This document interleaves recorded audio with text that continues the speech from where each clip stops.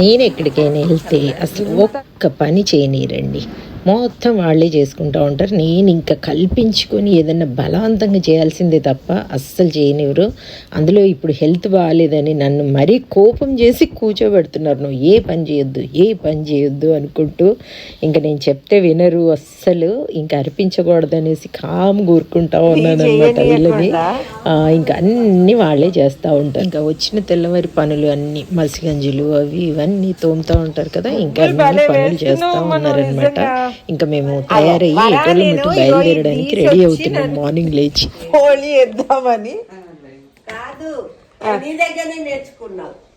ఇదే ఇది కూడానా? అవన్నీ వస్తాయి నీకు ముగ్గురు. వామ్మో, నేను అవన్నీ మర్చిపోయాను.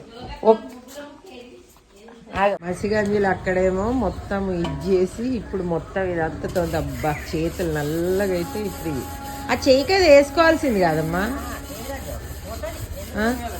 కొబ్బరి పీచు లేదా? కొబ్బరి పీచు మన చిన్నప్పుడు అమ్మ వాళ్ళు ఎట్లా తోమేది అక్క వీళ్ళు. ఇంకేంటంటే ఆ సోపు అది ఆయిల్ పెడతారమ్మా ఫస్ట్.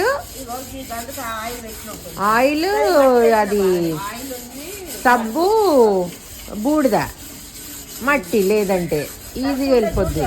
కానీ అడుగుది పోదు కదమ్మా, అంతా చుట్టుపోద్ది కానీ అడుగుది పోదు. అవును,